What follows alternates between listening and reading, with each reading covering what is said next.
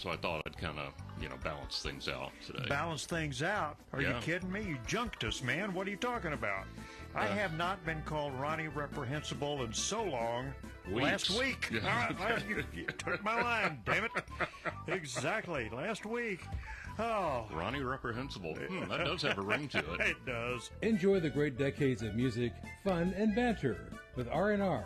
Weekdays 1 till 3 here on KPFT. Dysfunctional is what we do. This is Susan Darrow, your host for Border Radio, Monday through Friday afternoons from 3 to 6. Right this minute, you are listening to KPFT Houston, 90.1 FM, and kpft.org. Support for KPFT and the Prison Show is provided by the Cohen Parole Law Firm. For almost 40 years, Gary Cohen has helped represent incarcerated individuals throughout Texas obtain parole and fight parole revocations. We protect those who have fallen short of perfection from the wrath of those who believe they have attained it. For more information about Gary Cohen and his associates, Alan Bennett and Gene Anthus, you can find it at the website, parolelaw.com. You may also contact them at 512-476-6201. Listeners should be aware that the following program contains language and audio images which may be found disturbing and may not be suitable for your snotty-nosed little brat who probably cusses like a sailor behind your back anyway. Parental discretion is advised.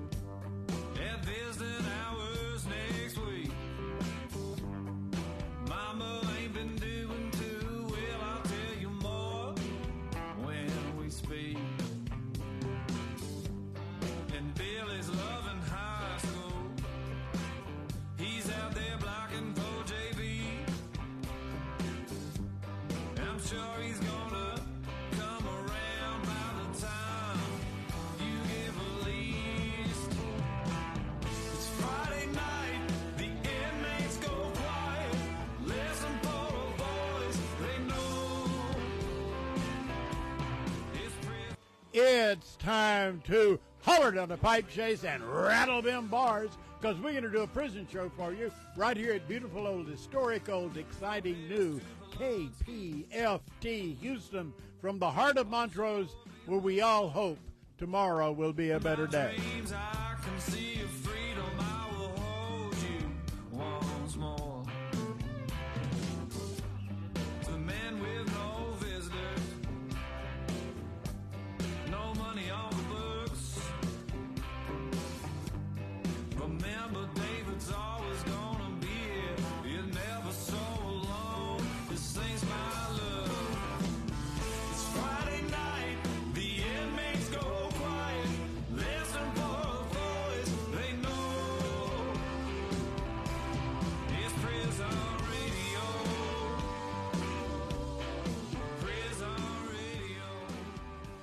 And welcome to the Prison Show.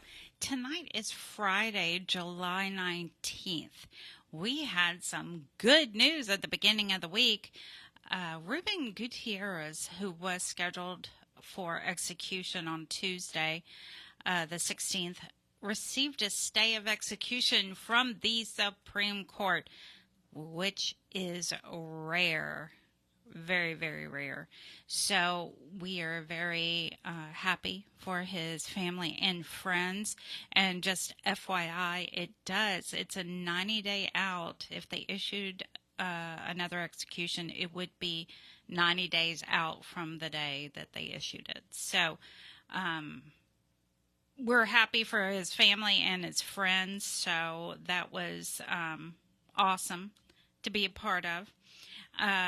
Also, yesterday and today, 85 to Stay Alive, a day of mourning, standing in solidarity with those who are incarcerated and their impacted family and friends. They held 2 days, an event, panels, vendors, jobs hiring, everything was there, a mock cell exhibit where you can be inside the cell and feel what it's like for those incarcerated. Though the cell was there, Pam Perillo, who was formerly on death row, she was at the event. So hopefully that event went well. Of course, I unfortunately have to work.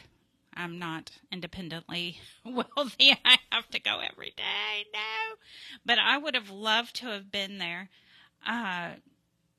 Great event. And speaking of great things, Brian Hicks with UTMB, he's a nurse manager, has a video out about tattoo removal program. So they have a tattoo removal program.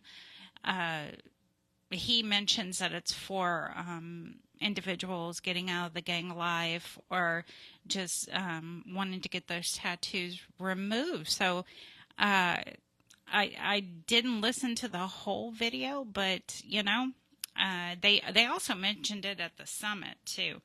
So that is some great news. And if you didn't hear about it, there was a Microsoft outage today. It affected a whole bunch of things, including airports, you name it. So TDCJ applications were unavailable, one being the e-com system.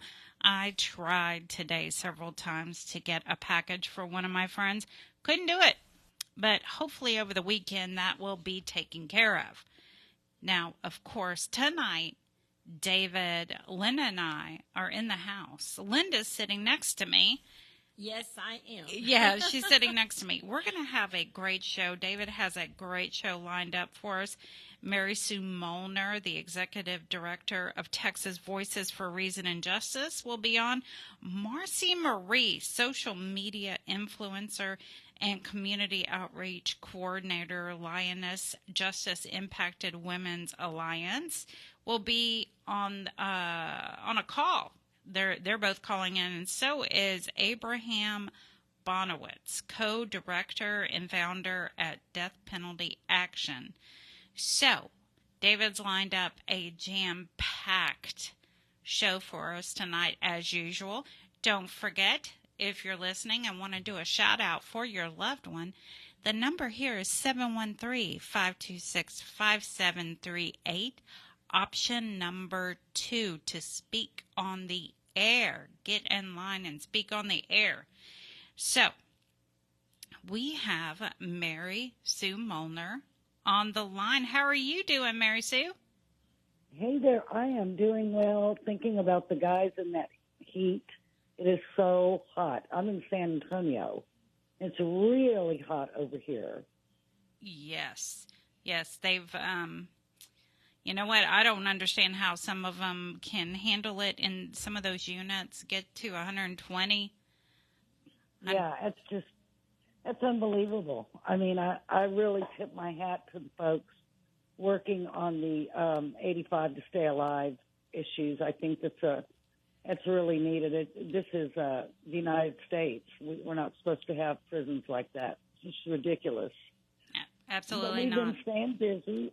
The legislative session doesn't begin till January, but now is a good time to start, talking with legislators and talking about bills that we want to see or bills that we expect will be filed and that we'd like to kill. So Texas Voices organization, we work on common sense laws and policies for people who have sex offenses.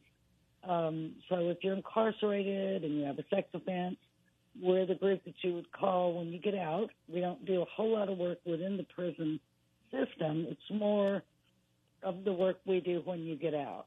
And we're working on quite a few things. We are opposing some of the parole restrictions. They are denying housing right and left for ridiculous reasons. Actually, I think I saw you guys at the PDCJ Summit in Austin. Were you there? I was there. Oh, you should have said something. I saw Mary Sue. I said hi to her. David.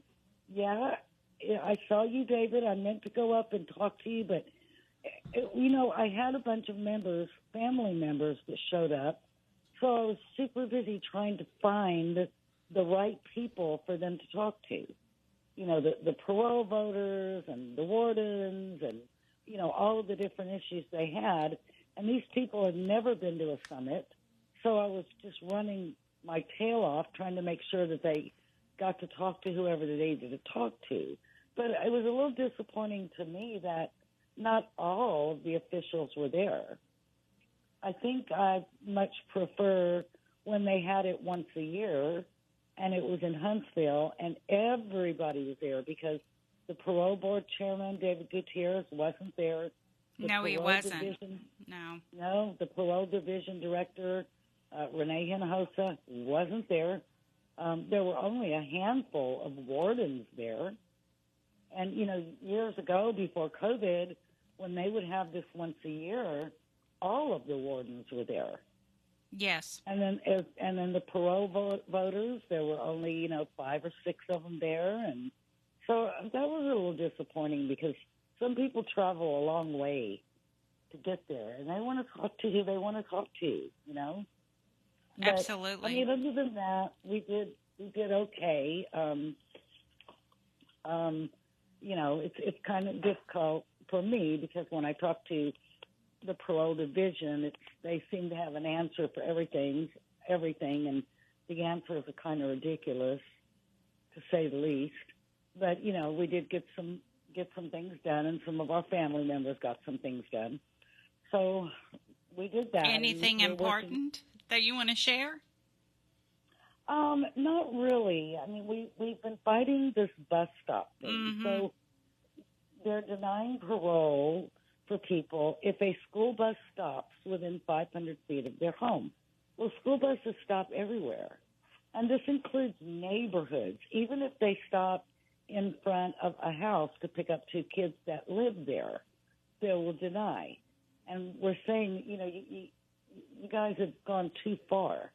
This is way too far because there is no place where a school bus doesn't stop.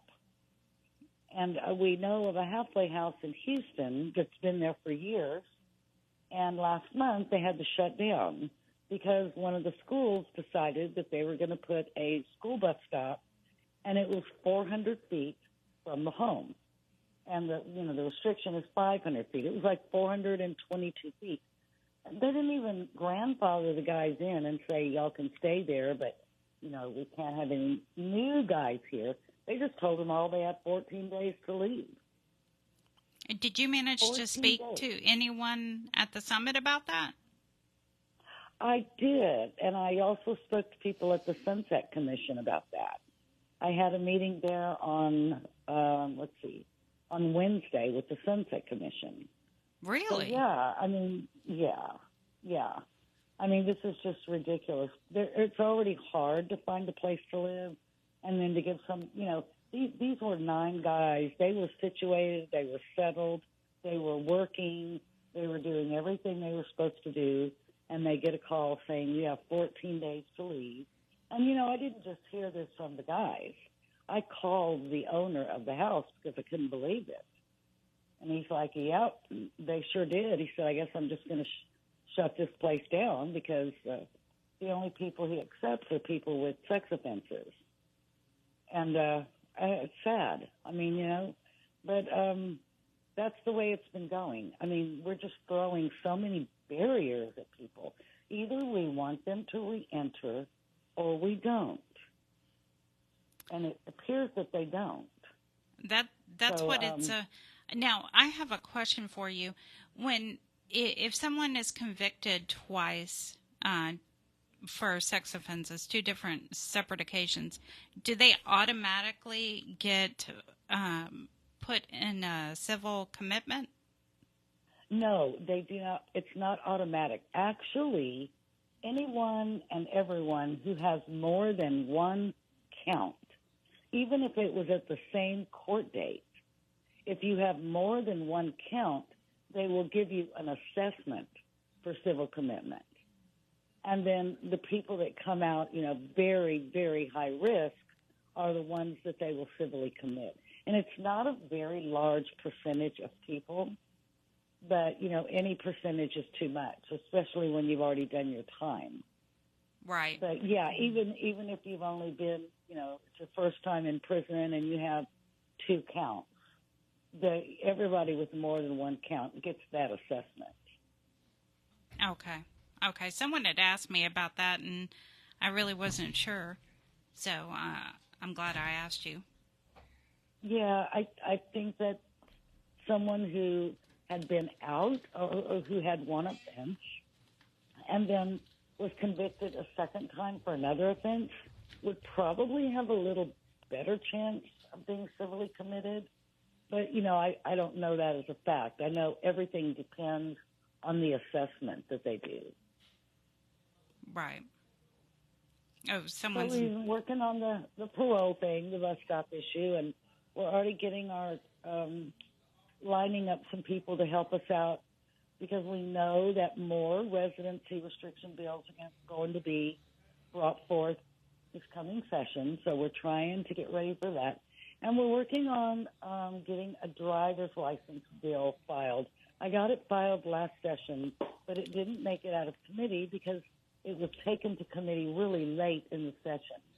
So I'm going to try and start early this time and get somebody to file that for me and file it early and get it moving early so we can try and get that one through. It's just a strange little click that people on the registry have to renew their license every single year, their driver's license or their ID, and they have to go in person.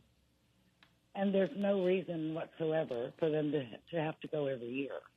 So that's the bill that I'm trying to get filed again.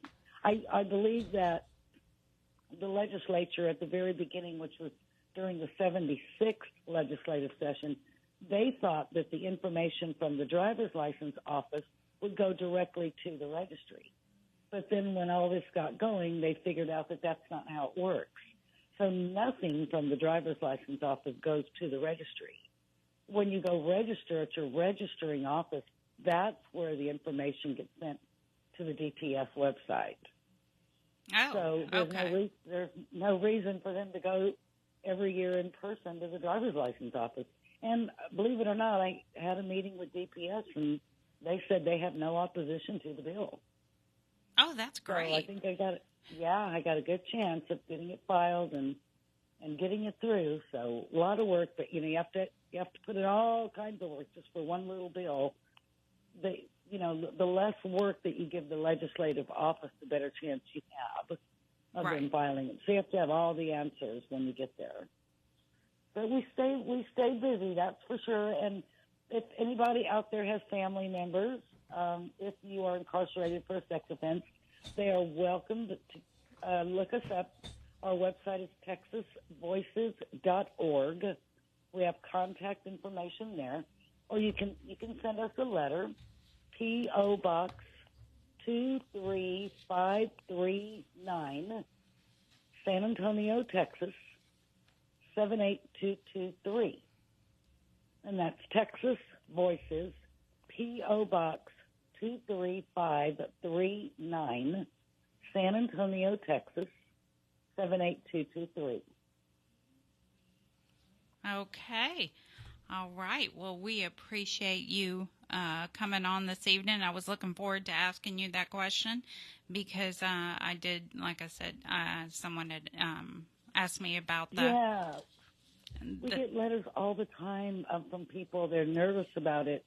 And I tell them, there's nothing, you don't need to worry about it because everybody with more than one count gets assessed for civil commitment.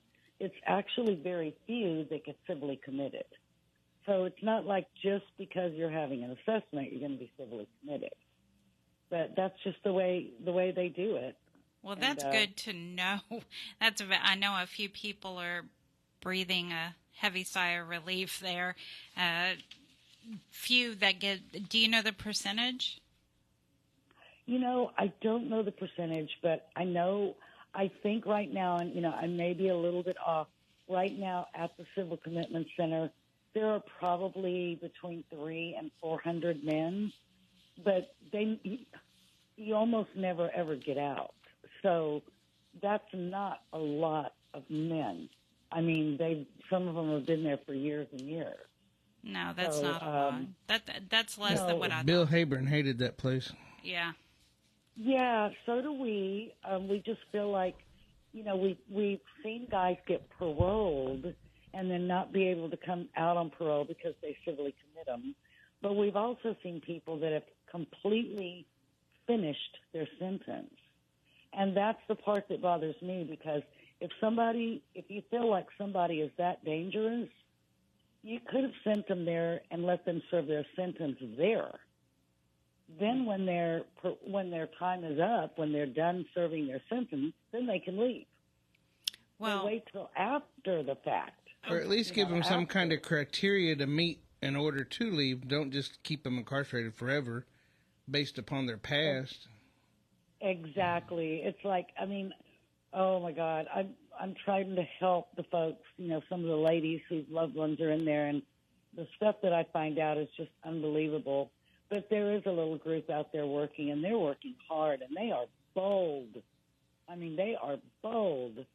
They show up everywhere and speak out against it, and that's rough. It's hard to do. So we hope to see some changes pretty soon. Well, thank you, Mary Sue, and we look forward to seeing you in 6 weeks, I think.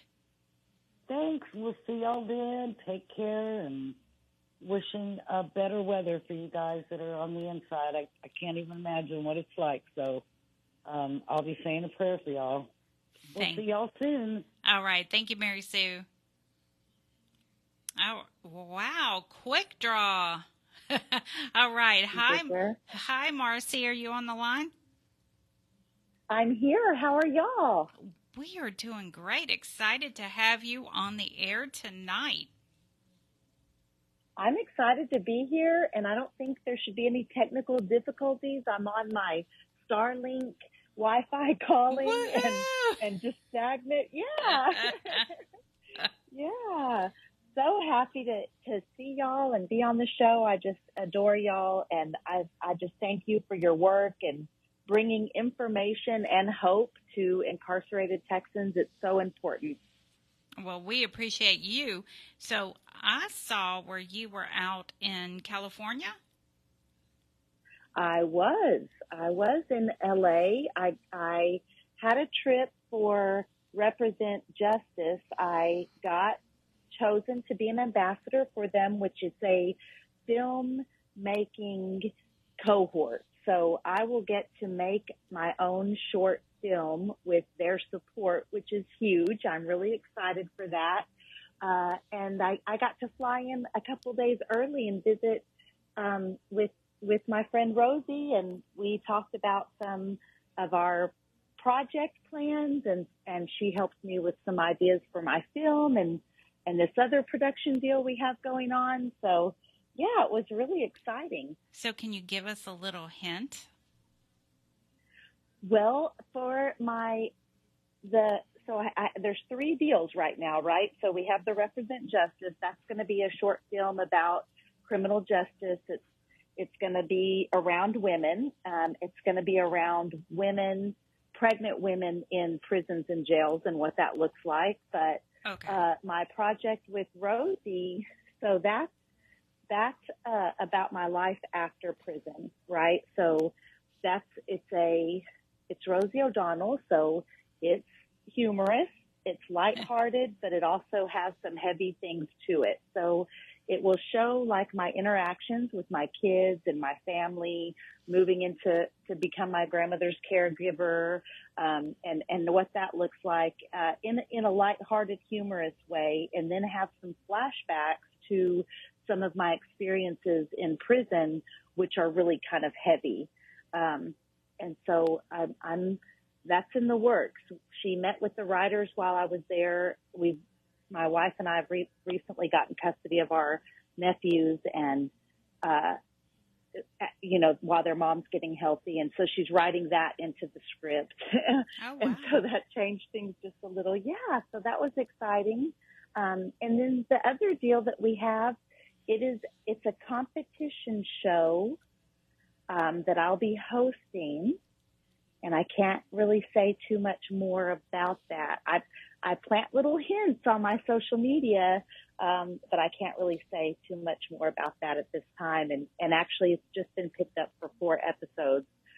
So when it comes out, I need everybody to pay attention and watch it, so they'll pick up some more episodes after that. Well, we will be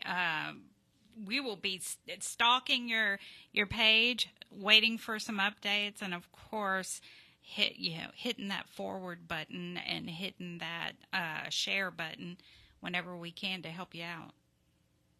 Yeah, and we appreciate that. I see that you do that for lots of organizations that are doing good work, and I hope that you see that we're doing that in return for you, because it's just so important. We all have the common goal, which is to humanize people that have criminal backgrounds, that we are just people that either went down the wrong path because of circumstances around us or because of a decision we made, and then also to change the conditions for incarcerated people in Texas. And so I just think it's important that we work together, share each other's content, share each other's updates and posts, and y'all are so good about that. So I really appreciate that. Now, Go ahead. Go ahead. I was going to say, I flew home from LA. I was home for one day and then flew to Colorado.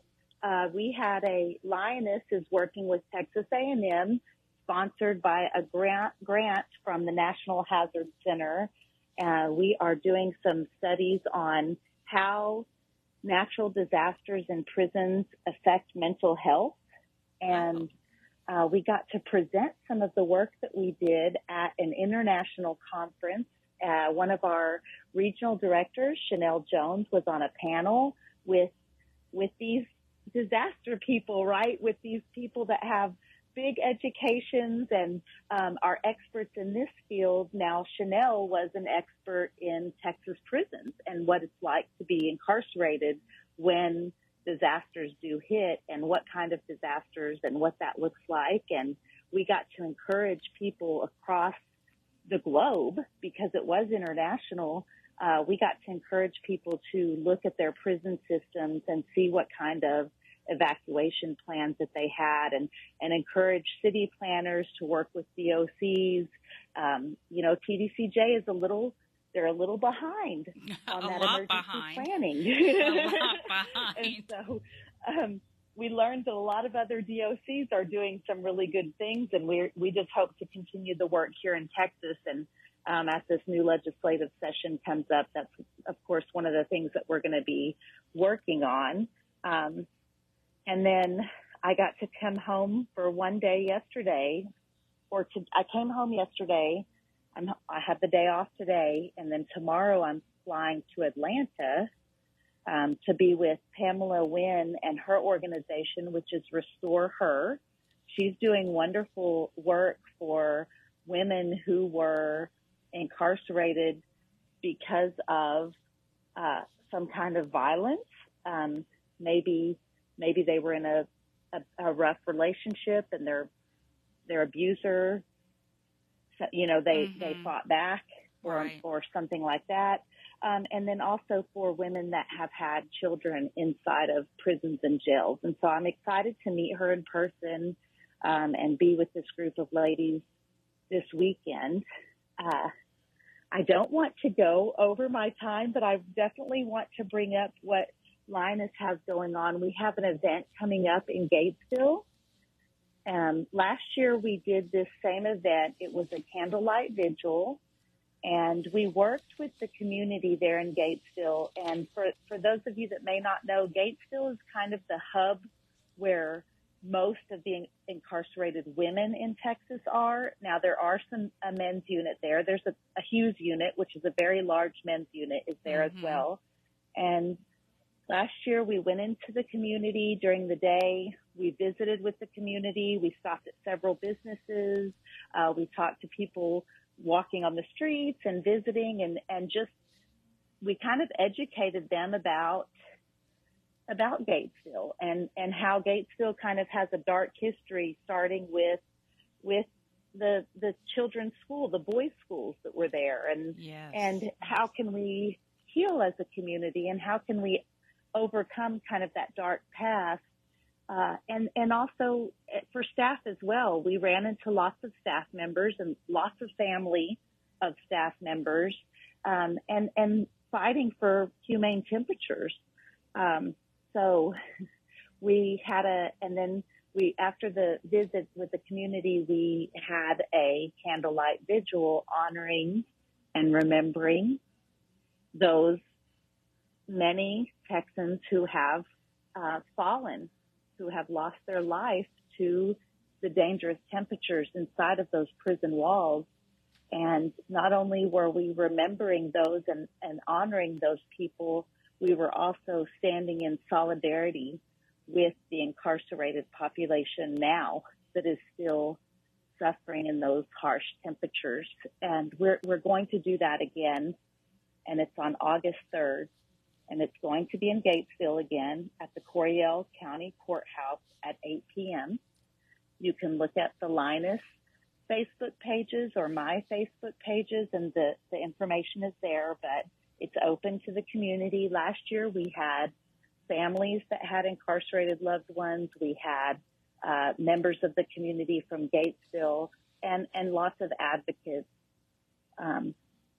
as well. We had family that had lost their loved ones, and Representative Sherman is going to give opening remarks, and Reverend Joanne is going to lead us in a moment of silence that evening.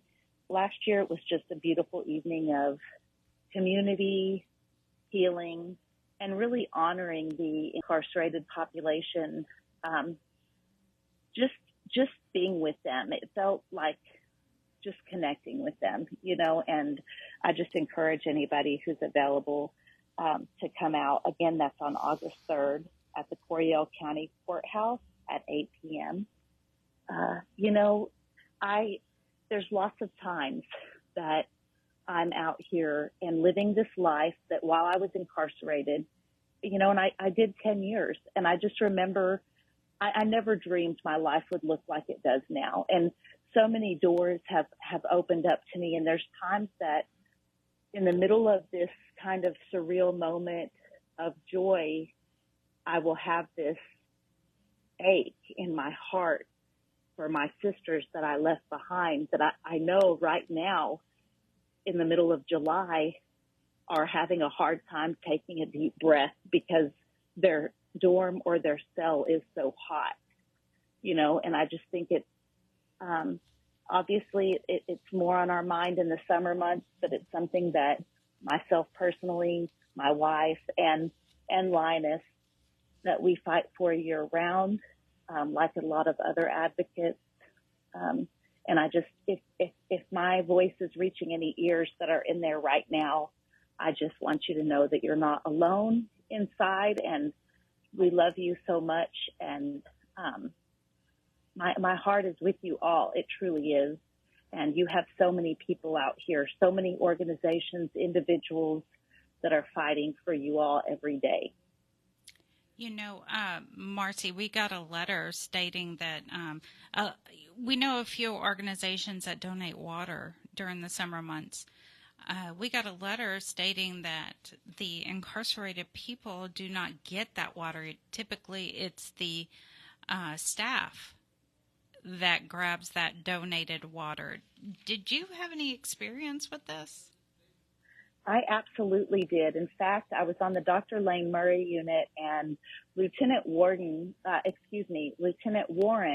was my host squad boss at that time, and he took us out to the Pie building, which was a building, it's like a warehouse kind of, where they stored like laundry overflow stuff. Mm-hmm. And we went out to clean it, and there were these pallets full of bottled water. And we asked him, like, what are these waters for? And he said, oh, when they had that water outage, somebody sent a bunch of water for y'all. And we're like, well, are we ever going to get this water?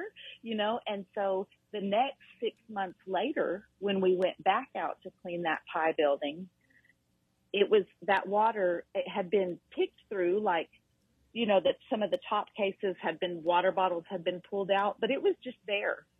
not being put to use, not even the officers. I mean, it was just there. So that doesn't surprise me one bit, not the least. And, you know, that's another thing. These prisons are built in these rural areas. The water supply is not great.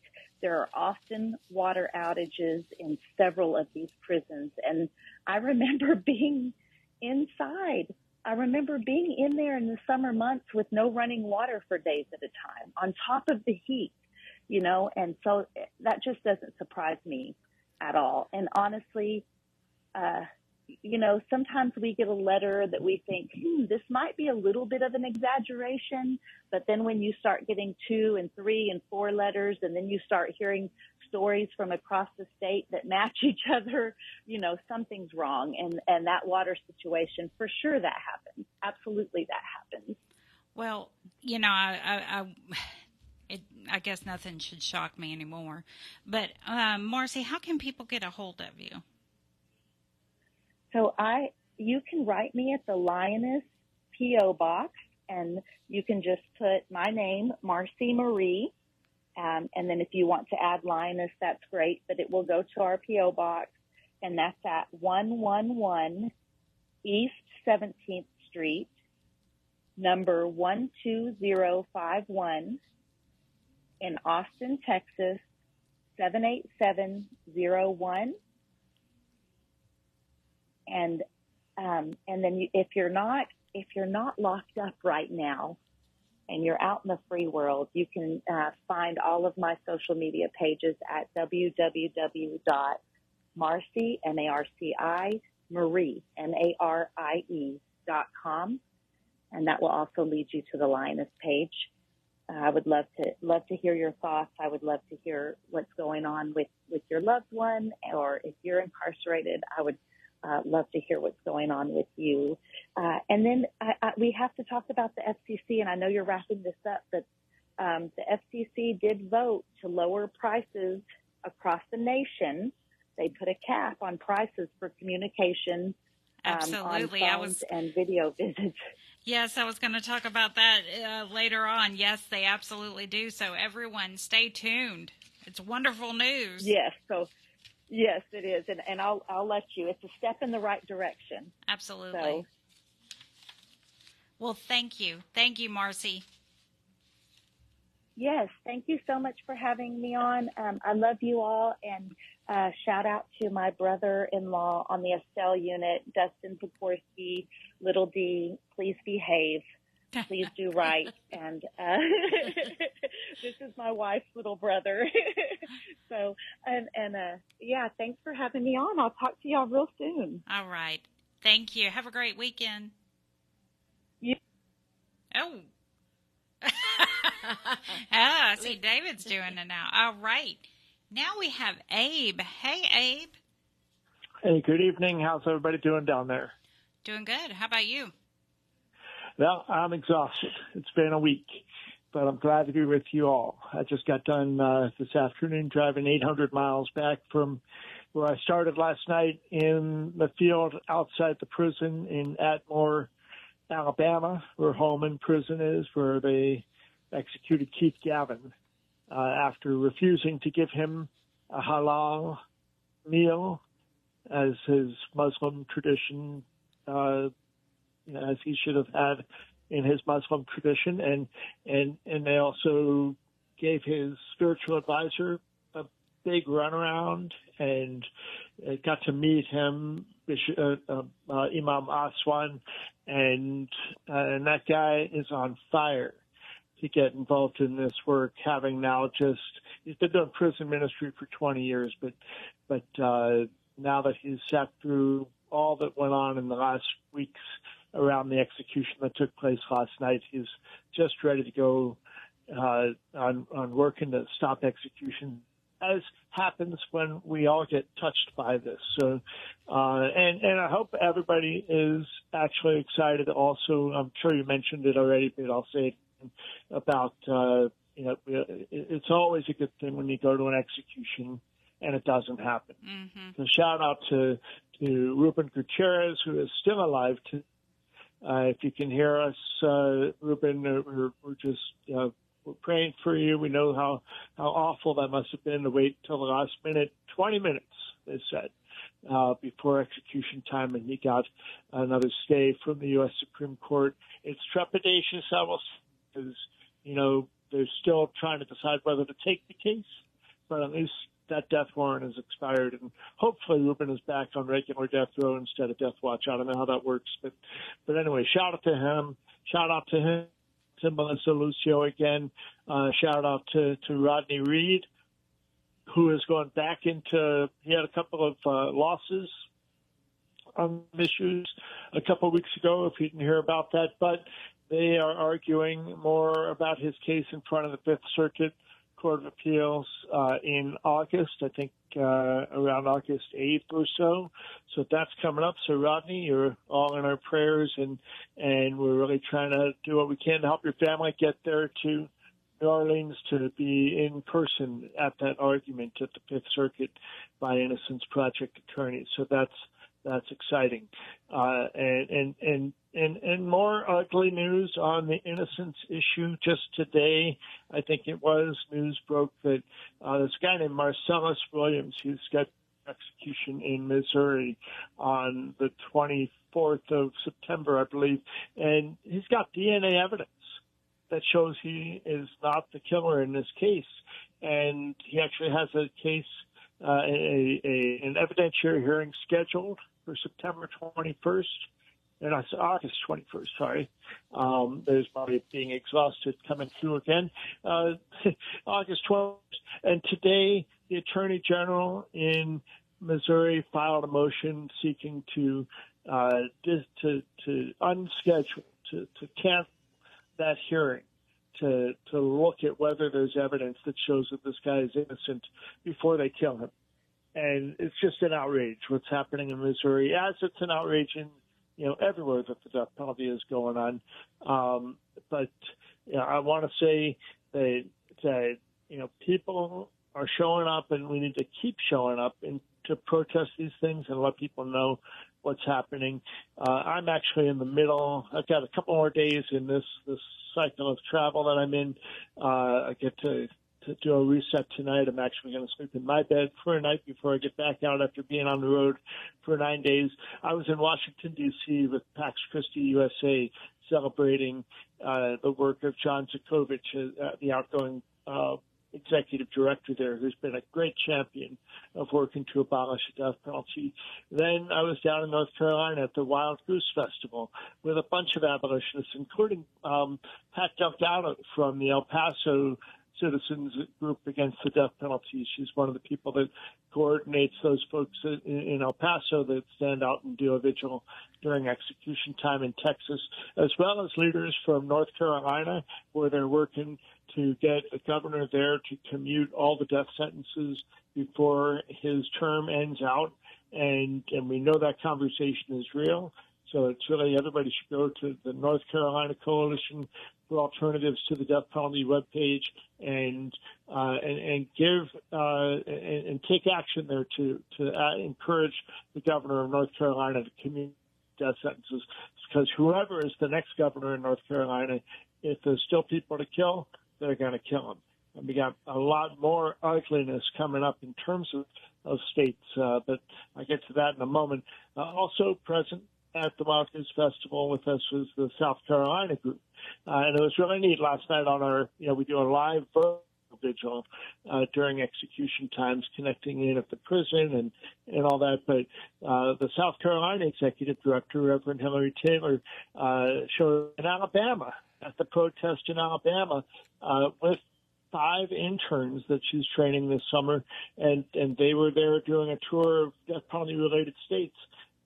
Showed up also at the vigil for the execution that was happening that night. And in South Carolina, we were waiting for the state Supreme Court to decide whether to allow the electric chair and the firing squad as constitutional methods of execution. And when they do that, that's going to set in motion resumption of executions in South Carolina. It's going to be bloody.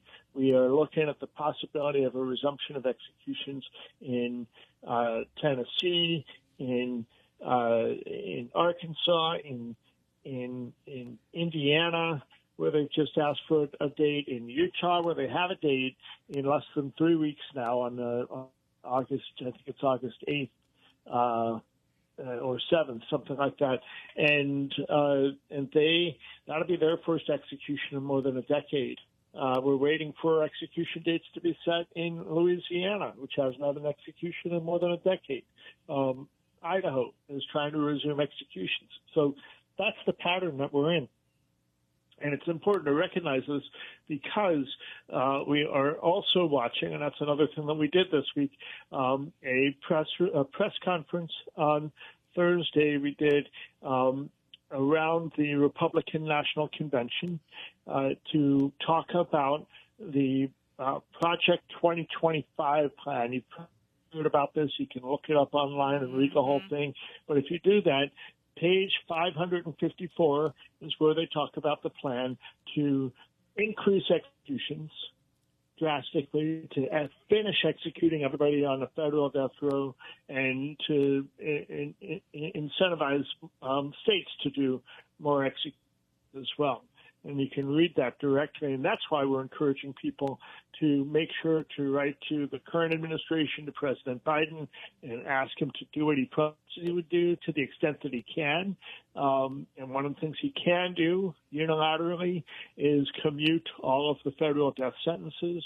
That's about 44 people right now. He could take all of them and change their sentences to death by incarceration, which is also awful, but it's at least it's not execution, and we know that people can, especially if we find out people are innocent, and we know there's some innocent people there, that they can be freed.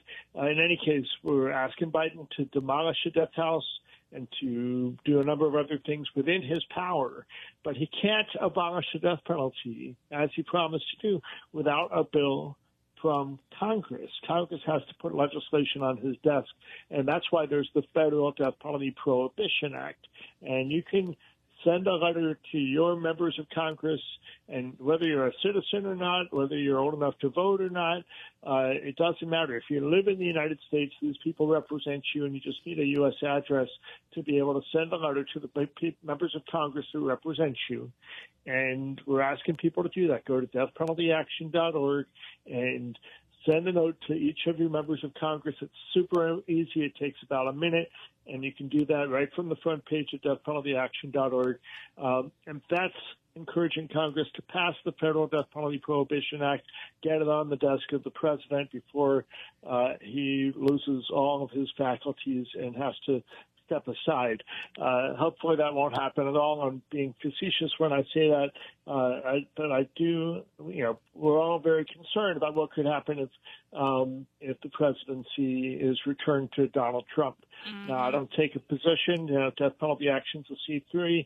We don't take a position on political candidates, but we do encourage people to vote values. And if your value is not increasing mass incarceration and not sending more people to prison and not having incarceration camps for people that are not necessarily citizens, et cetera, then you need to think about that. And especially if your values are not allowing the government the power to kill judicially with executions, then, vote your values. That's what we're asking people to do, and know what is actually happening out there. And that's why I do encourage people, especially, go look at that 2025 document.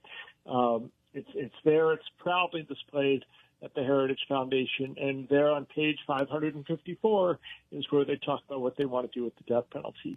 So coming up, we've got executions set in a couple weeks. Arthur Burton in Texas, Tavron Honey, first execution. It's August 8th in Utah, first execution over a decade. And we're going to be out there working with folks. And then September 24th, Marcellus Williams in Missouri. We talked about that. Travis Mullis in Texas. That execution be at exactly the same time if both of those go through. And then on the 26th, you've got Alan Miller in Alabama, which is the next a return to gas executions. And finally, and also on the 26th, Emmanuel Littlejohn. Want to mention him because his case is kind of like Ruben Gutierrez in that he didn't kill anybody. his co-defendants killed somebody, and that guy actually got life, and Emmanuel got the death sentence. And we've got a campaign that we've launched, and that's another thing to find at deathpenaltyaction.org is a short video that lays out why Emmanuel Littlejohn deserves clemency and should not. And actually, he should be freed. He was offered a plea deal, and if he had taken that, he'd be free today. Instead, he's facing execution. So I know my time is running out. I just wanted to say how grateful I am for all that you all do. And blessings to everybody that's listening to this. And if you want to reach us, it's P.O. Box. It's Death Penalty Action, P.O. Box 89 in Ghent, G-H-E-N-T, New York 12075. That's P.O. Box 89, G-H-E-N-T, Ghent, New York 12075. And I know there's a couple people waiting for me for replies from me. It's on my agenda. I'll get to you as soon as I can. And any questions, David or Danny, thank you so much. No questions. You've covered a lot tonight. Everything. Yeah. And we appreciate you and everyone. I was mentioning to David that everyone needs to, well, we were talking about it earlier. Everyone needs to come together. If we all work together, then maybe we could do something to for mass incarceration, the death penalty, whole bunch of stuff. Amen. Well, I'm all about that, and whatever we can do to amplify that. I'm grateful that we all get to share the space there outside the prison, and especially grateful for all the folks that come out to be there protesting you and Gloria and Shabazz and Julie and everybody that comes out to be present outside the prison at the time of that execution. It's important that we do that and we stand up and just, every once in a while we're going to get a victory. And we just have to keep moving. So, and by the way, that's Melissa's prosecutor, the Ruben Gutierrez comes out of Cameron County also. And I have to say, I just want to say this, Melissa Lucio is still hung up in the system. It's crazy. But when you have the prosecutor, the county prosecutor, and the judge who signed her death warrant saying she should be freed and saying dismiss charges and bring her back so we can see if there's anything, and then they already know. And to his credit, Louis Sines, the DA of Cameron County, actually leaked that agreement, and he's the one that shared it to the media because he got sick of waiting for the judge to sign it. Melissa Lucio has been waiting. It was more than 16 months from the time that he was ready to ask the court to free her, and before that became public, and she still has to wait. It's crazy. So we're waiting to get you out. We're looking forward to you being free, Melissa. And I want to thank everybody that's been working on that and all the other cases. So make it a great night, everybody. Thank you, Abe. Have a great weekend. Bye-bye. Bye-bye. Wasn't so quick that time. No. It's like, wait a minute. I got 2 mice over here and 2 keyboards. I grabbed the wrong mouse. It's like, wait a minute. You were hanging up on people. Yeah, I wanted to tell Marci because I think it's really important that the ladies know. I caught myself. You got yourself. That the ladies know that very soon and very soon, they will be able to hear their loved ones shout out to them because we'll be on the tablets. So, woohoo! We'll be reaching Gatesville. Yes. Actually, we'll be reaching a few states, I think. Yeah, we'll be reaching a few people. Yeah, and we look forward to it. Yeah, we've been trying to get to the women for a long time, and look, I didn't expect just to cut through to the tablets, but I mean that's a welcome news. It is welcome news, and I'm glad that we did get a letter from someone regarding the water, and I'm glad she was able to verify. Yeah, I've never seen any water all the years I've been incarcerated. I know Sharon talked about donating a bunch of water, but where's it going? Several organizations. I know people down south a few years ago at Ramsey, they donated a ton of water and pops. The sugar-free frozen pops they donated. I thought you were going to talk about Sugar Pom Pom. Sugar Pom Pom. Sugar Pom Pom. I will be seeing Sugar Pom Pom tomorrow. That's funny. But Anthony Ortiz, thank you. Thank you very much for that information. I hadn't thought about it. I just assumed Maybe we can ask about it on August 6th. August 6th? Don't we have that phone call on August the 6th? Oh, that's right. You know what? Thank you. Yeah. Thank you. Put it on the list. I'm going to put it on that. I wish I knew what I do with my list. I had a list, and then I lost my list, and it's me. You don't have an iPhone? I have a Galaxy, Samsung Galaxy. My iPhone, I have a notepad, and I've got notes in there from years and years. I have a notepad, too, but yeah. I never think about using it.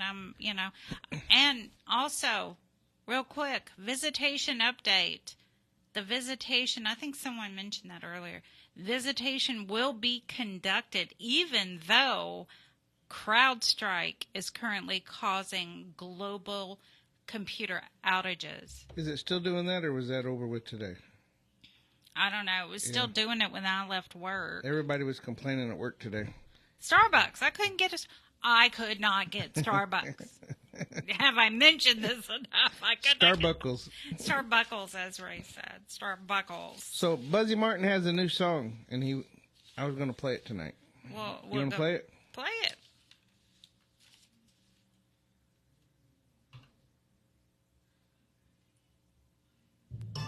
Welcome to the Duluth Nether Weather Update.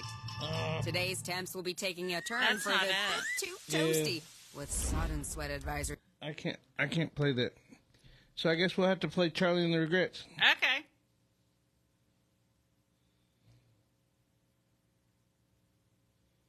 Maybe, yeah. Isn't this a great night? It is a fabulous night. We had someone knocking at the door earlier. Yeah, who was that? He wanted to volunteer, but he had his toothbrush and his wash rag. So. How did he get in? The pedestrian gate was open. All right. You guys ready for Charlie now? We're ready.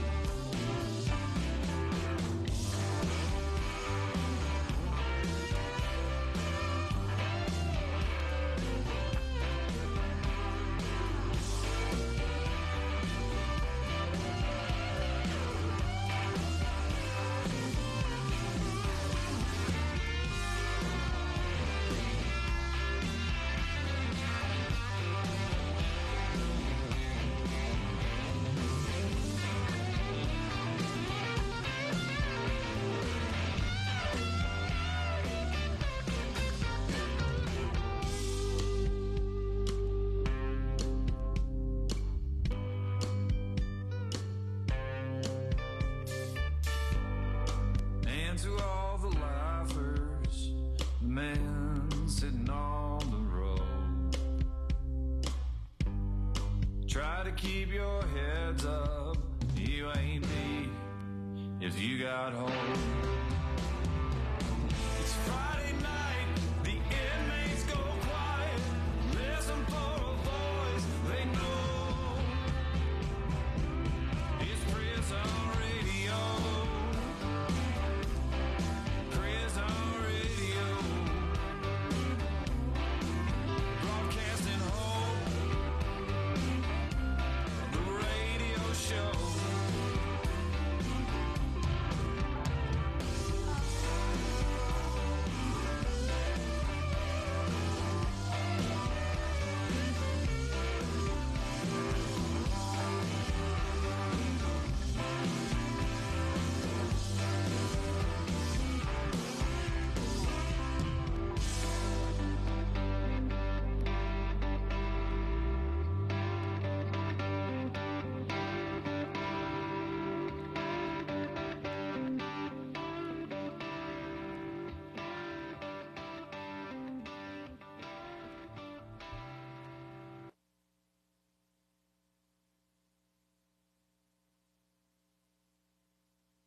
You're listening to KPFT Houston. Support for KPFT and the Prison Show is provided by the Cohen Parole Law Team. For almost 40 years, Gary Cohen has helped to represent incarcerated individuals throughout Texas, obtain parole, and fight parole revocations. We protect those who have fallen short of perfection from the wrath of those who believe they have attained it.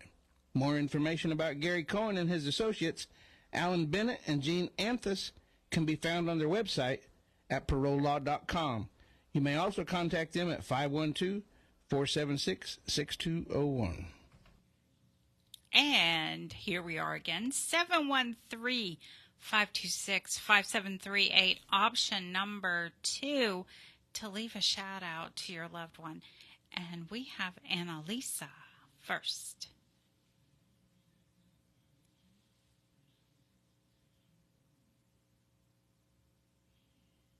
Good evening, everyone. It's Annalisa. I hope you are doing well. This is my shout out for my friend. Hello, Isidro. I hope you are well. I hope that the situation is getting back to normal with the power, connection, and everything. I hope it's not too hot. I remember last year when I was there, it was really hot. I hope it's getting better soon. I'm well, all is good, and here today is a bit hot as well, but not that much. I send you my best wishes and big hugs. Take care, my dear friend. Take care, everyone. Bye. All right. Thank you, Annalisa. And now we have Jim Carey, a.k.a. Stephen, on line 2. Hey, Stephen. Are you there? Yeah. Oh, man, you sound really sexy there. How you doing? I got a boyfriend to support.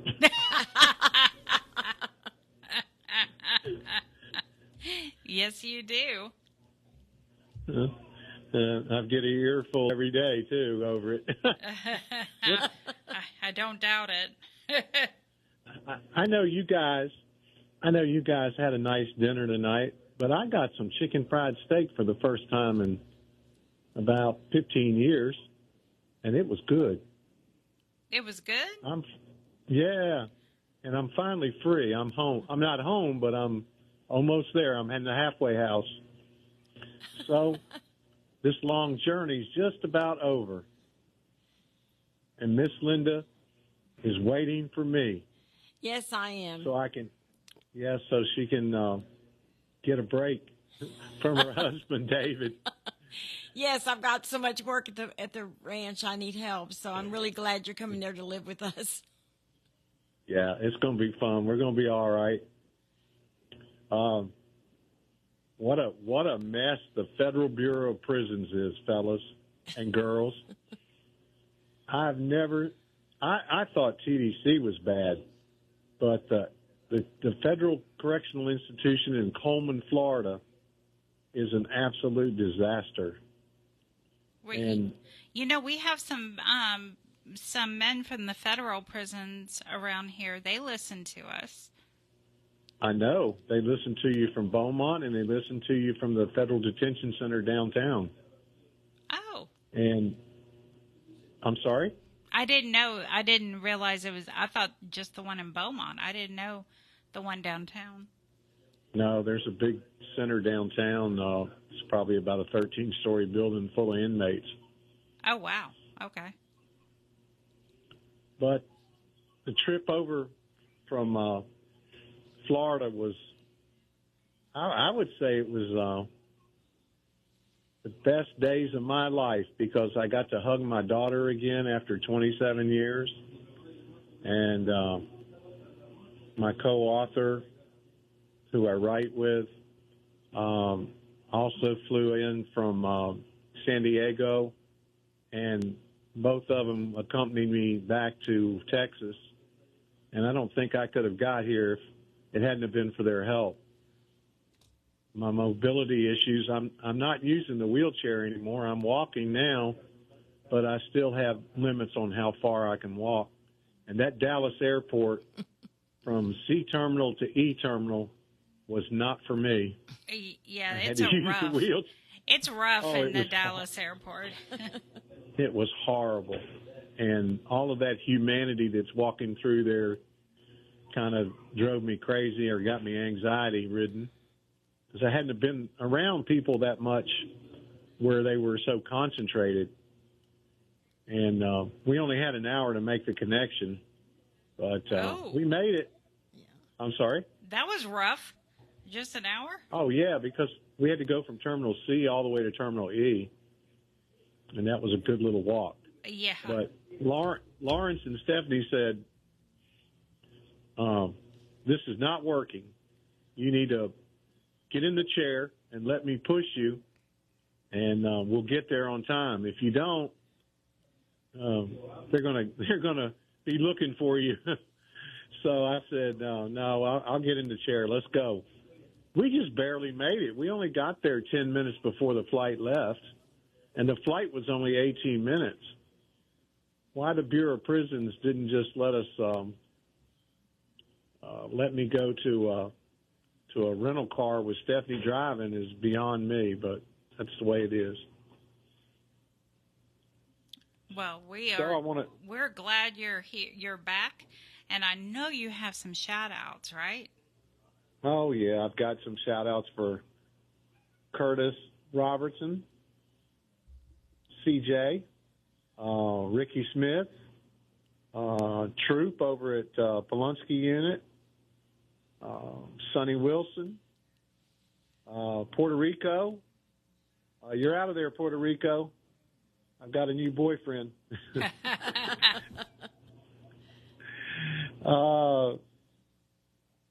I'm the only person that can go to prison and find somebody. And I found Raven 10 months ago. And we've been getting along ever since. Let's see, who else is out there? Warden Dickerson, or Director Dickerson. You're my hero. Director Dickerson was the person who got me out of SEG. And without his help, I don't think I would have ever made parole. He won't commit that he contacted parole, but I strongly suspect that he did. And just getting out of SEG, I want to tell the guys that are in SEG, don't give up hope. Even if you've been there a long time, I stayed there 27 years and hadn't had a case in 15 years. So I still stayed there, and finally my day came, and Warden Dickerson told me it was time. I'd been beat up long enough. So I got a real special shout out for him, and I hope he or one of his assistants are listening to the program. And I'll be coming down there with Linda for the show just as soon as I can. I'm probably about a month out before I can go home to the ranch there in Wortham with Linda and David.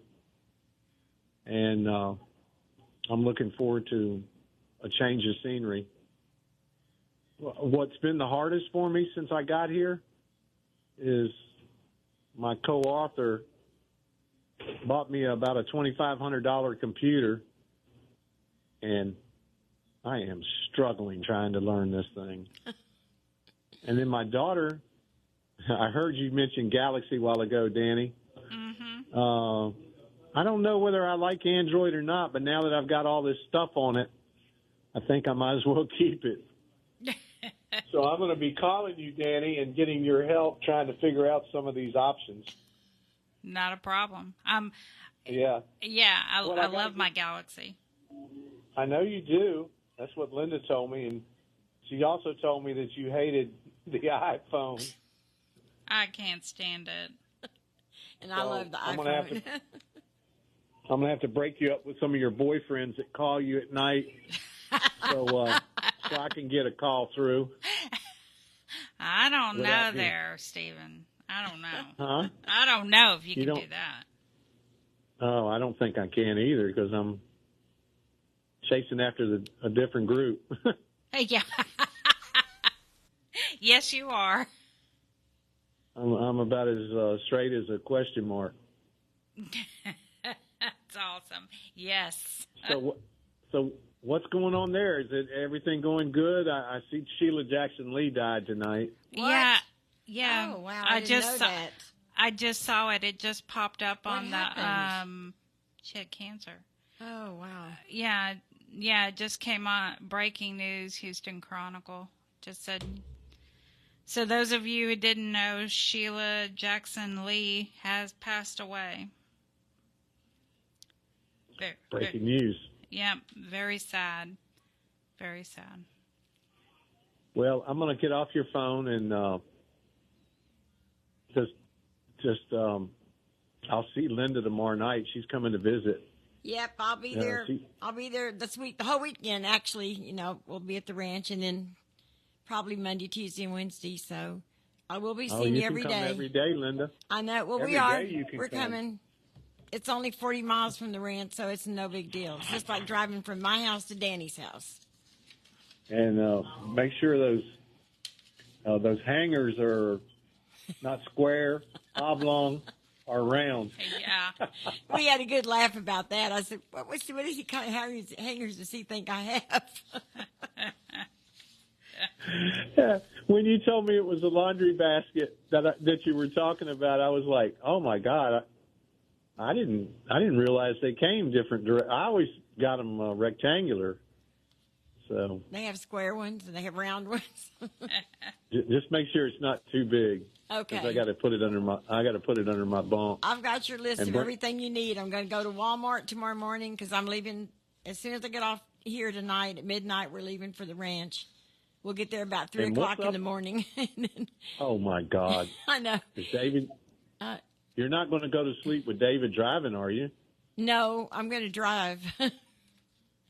Oh, and he's going to sit in the passenger seat? Yes. Are you sure? Yep. Okay.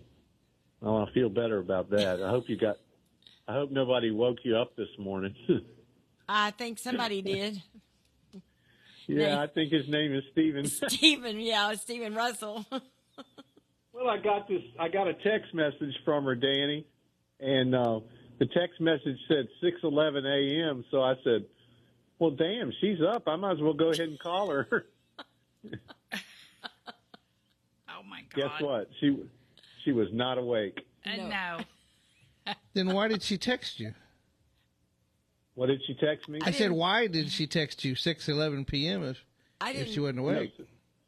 No, 6:11 a.m. Oh, yeah, I know, but I didn't text him. Oh, I thought he said that she texted you at 6:11 a.m. Well, she had texted me the night before because we were trying to send a email to Raven, and it didn't come through. I guess that outage affected my tablet too, right? I mean, my cell phone or whatever you call this thing, smartphone. And it just didn't come in until this morning.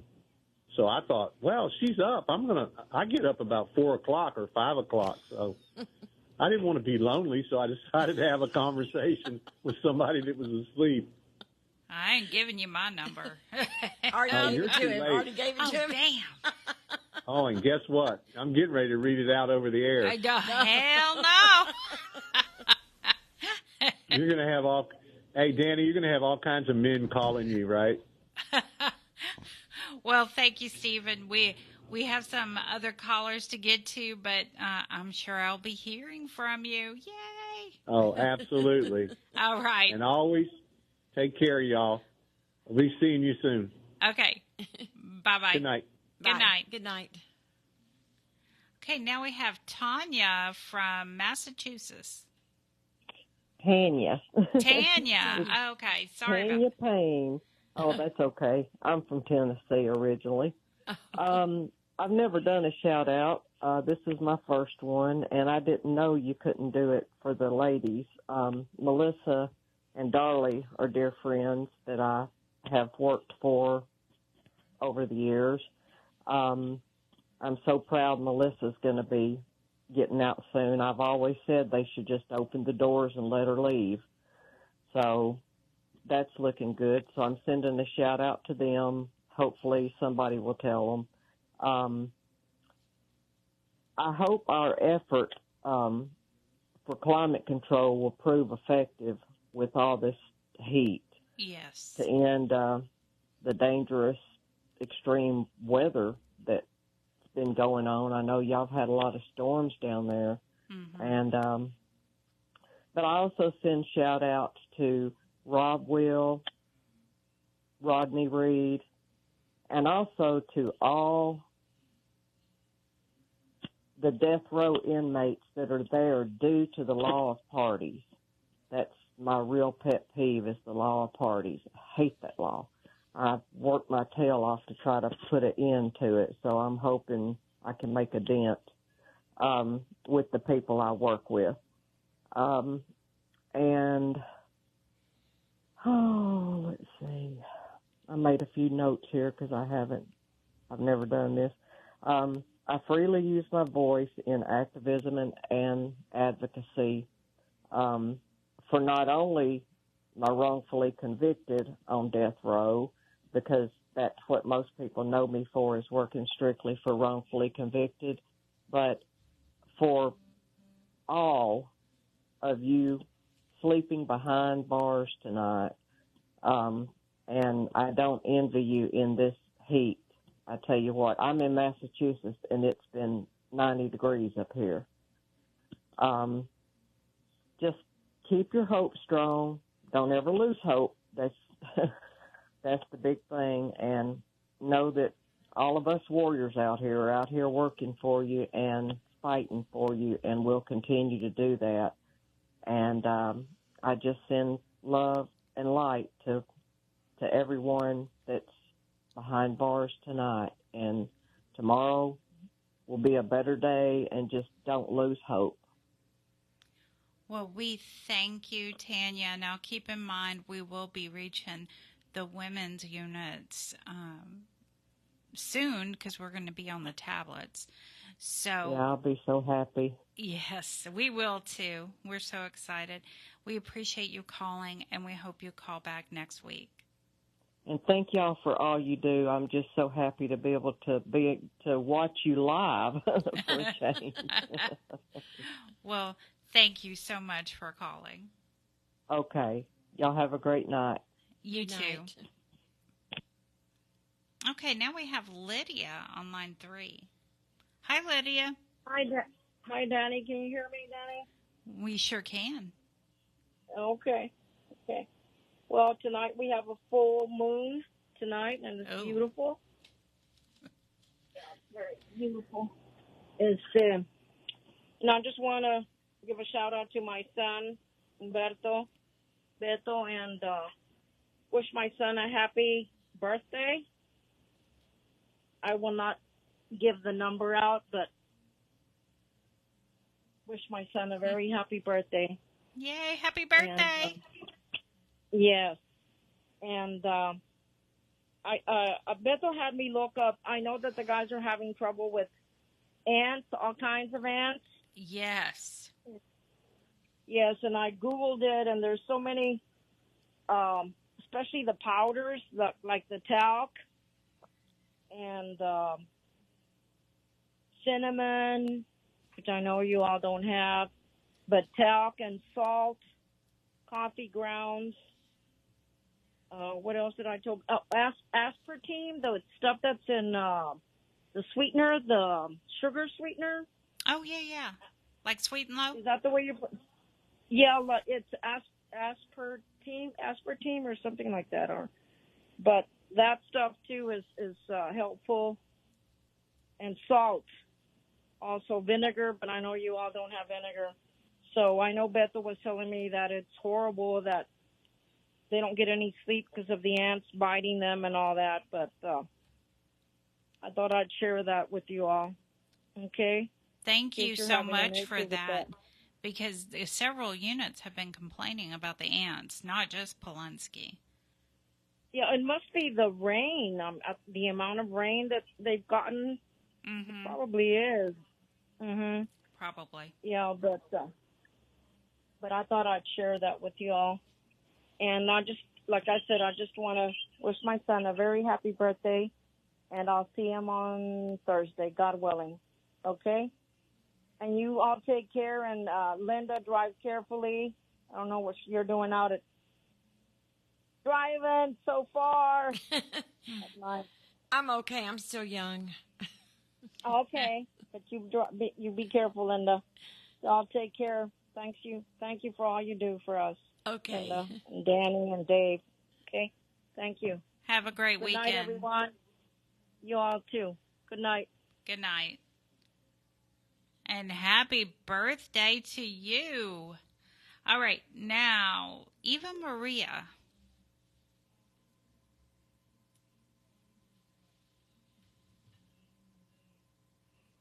Hello, this is a message from Eva Maria from Germany.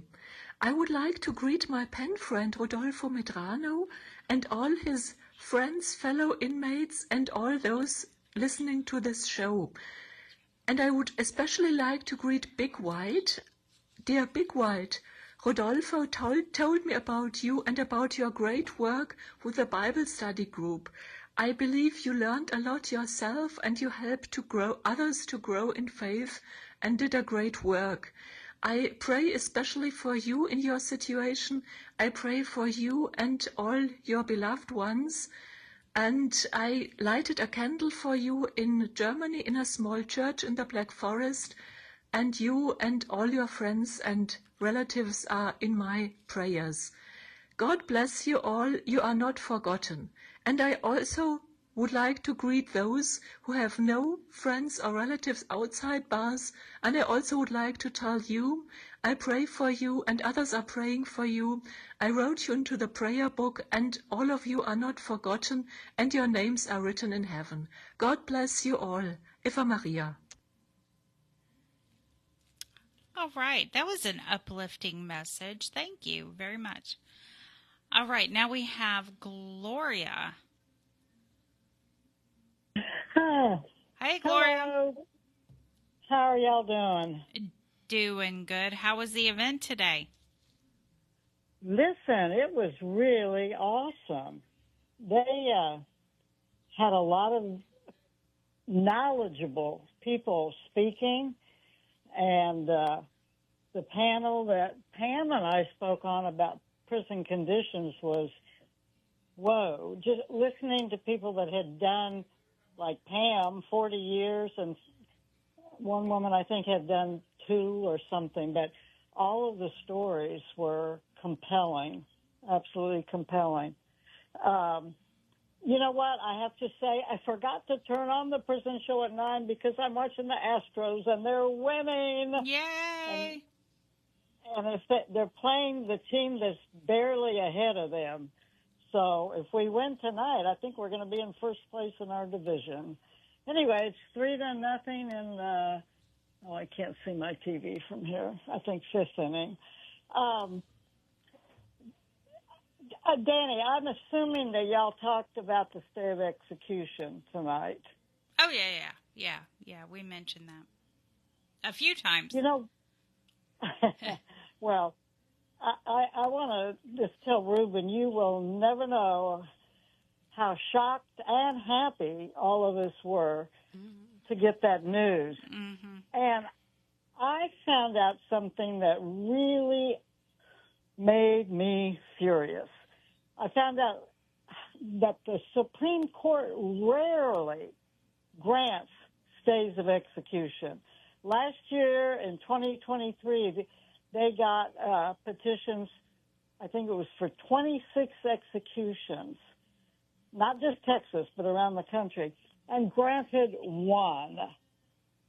So, you know, the Supreme Court is the most,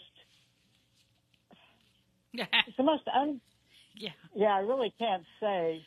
No, think, don't do it, Gore. Yeah, I know.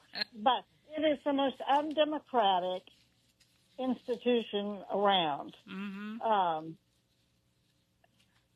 What do we have? How can they not? Well, anyway, in Ruben's case, Ruben had filed and won in the federal district court to get DNA testing, which he's been asking for, I don't know, 10, 15 or more years. And the federal court granted it. But then the Fifth Circuit said, oh, no. So the Supreme Court's going to have to decide if I think the Fifth Circuit said the federal court didn't have jurisdiction, whatever. Why? And then another interesting thing that I read about after the stay when I was reading the millions of articles that came up about Ruben's case was they have like fingernail scrapings and a hair and different things that have never been tested. But when his lawyers asked about the hair, they said, oh, well, we don't know what happened to it. Well, the new attorneys he got, this group outfit, I believe, out of Pennsylvania. Yes, Pennsylvania. Found the hair in the DA's files. Yeah. So, you know, the whole system is disgustingly corrupt. The DAs lie, the cops lie. Oh, it's infuriating. But thank heavens, hopefully this will be resolved and there will be DNA testing and Ruben won't be under sentence of death ever. Amen. I wanted to give a shout out to Big White. Dude, I'm thinking about you. You know, I'm not religious, so I'm not going to tell you I'm praying. But I've got my Frida Kahlo candle lit. If you don't know who Frida Kahlo is, ask somebody. I guess y'all can't Google. Robert Robertson, the petitions are going around like crazy for you. I hope they help. This whole thing is ridiculous. Ridiculous. Spider, when you called me earlier, I'm assuming that was you. My phone had died. So I found out after I finally got back home and plugged it in that you had called. So I'm sorry I missed it. Give me a call sometime tomorrow, I guess. And T, what a great visit we have. I look forward to seeing you soon. And send me all the stuff that you said you were going to send me. Danny, I have a question. Are there a bunch of people on the phone waiting on me to shut up? No, just a couple. Oh. Okay. I got the most amazing writing, and I used it today to talk about prison conditions when I was on this panel that the Texas Prison TP, the 85 to Stay Alive group. Right. At the event they had. And I read it, and Nathan Williams wrote an incredible thing. It was called The Storm, the Seventh Day. And maybe I'll call back later when there's not people waiting, because I would love to read it. It is so good. Absolutely. About what happened. Call back. In that hurricane. And you know what? Maybe if you if it's typed out, we could put it on the Prison Show's Facebook page too.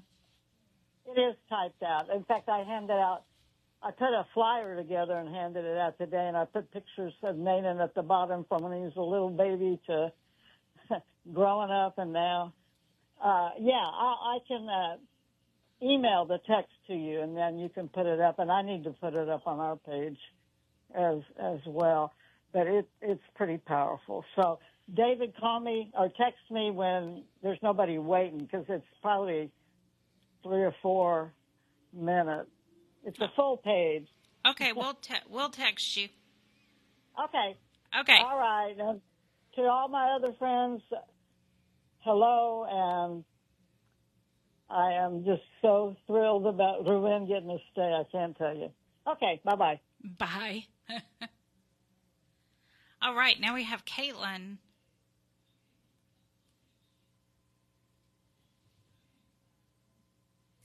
This is a shout out for Beto Garza in Polunsky. Hey boo, how are you? I hope that you're in good health and spirits, staying safe, and that there's a smile on your handsome face. As for me, things are okay. I'm here at home today, and I'm here with Daytona, and she is right beside me. Yeah, she's nearly sitting on my shoulder at this point, but yep, she's right here. It's raining here. Yeah, it's been raining here for the last 2-3 days. Yeah, and it's one of those like dreary days with the sky is grey, and I'm thinking I just want to see sunshine. Other than that, yeah, everything is going good. I'm going to go up to Buddy tomorrow, and yep, that's about it. I'm going to also write you an email today, and yeah, so please stay safe. Thank you being here for me, and know that I appreciate everything that you do. So good night, sweet dreams, and stay safe. And to everybody at the Prison Show, a big, big thank you for making this happen. All right. Thank you, Caitlin. And we have Patty on line 4. Hi, Patty. Hey, hi. This shout out is from Humberto Garza. Hey, mijo, tia Patty here. Just wanted to say I hope you have a blessed birthday, mijo. And I remember a card you sent me for my birthday years ago that said there were too many candles on the cake that I might start a fire. So I'm returning the favor. I'm not going to say how old you're going to be, but know that we love you, we miss you. Theo Jr. and I and one of his co-workers are going to go fishing tomorrow at Fort Mansfield. Hopefully we'll catch something. And if we don't, we still have a great time.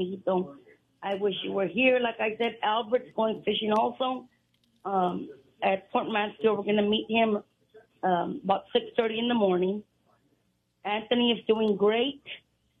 Amanda finally got her light back on Wednesday, I believe, in the afternoon. And then a short while later, somebody crashed and the light went out again. So she was upset. But anyway, they got it back like an hour and a half later. We love you, mijo. Just know you're in our prayers. And, pick up your head. Smile, mijito. You have a lot of people out here praying for you and everyone, for everybody that's sick and prison, homeless, we're praying, mijito. God is good. We love you, and thank you to the Prison Show for making this happen. Good night, guys. Good night, Patty. Have a great weekend. All right, now we have Sugar Pom Pom on line 1. Oh my goodness, Sugar Pom Pom. Hi, this is Leslie. I'm shouting out to my sugar pom-pom at the Styles unit. He knows who he is. I will see him tomorrow. I guess the tablets are messed up because I haven't heard from him today. I don't know if it's because he's mad at me once again, but it's the norm. It's that outage everybody's got. Man, I hope so. Anyways, it's worldwide. Oh, I mean, he sent me a text this morning talking about be blessed. So I don't know what that meant. Anyway, it's the lovers' quarrel. We do this every like 2 or 3 weeks. You know, Yes. maybe once a month. Yeah, it's very stressful, and I'm honestly, it's getting old real quick. Yeah, but anyways, you don't get the best part, which is making up. No. Anyways, it's just been a struggle, and I've just been trying to pray about it. But I know that he has a special place in my heart, and I thank Danny for allowing this to happen. I mean, to taking me to, anyways, to go see my sugar pom-pom. Of course. Yes. But I love the prison show, by the way, and I'm on the road to getting my car fixed here pretty soon. Yay! So, yay! Yeah. Yay. So, anyways, I hope everybody has a wonderful evening. I gotta get some beauty rest for tomorrow morning. Woohoo! Woohoo! All right. Well, sugar pom pom, I love you. Kisses. All right. Bye, you guys. Good night. Good night. See you tomorrow. Danny. Okay. Bye. Bye. All right. Now we Mysterious Mike, who's not so mysterious.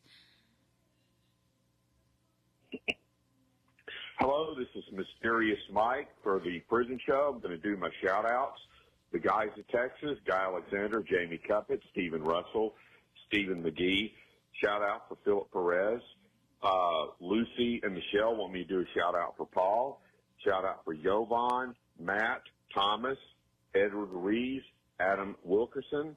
Shout-out for Aaron Vasquez. Shout-out for Haas.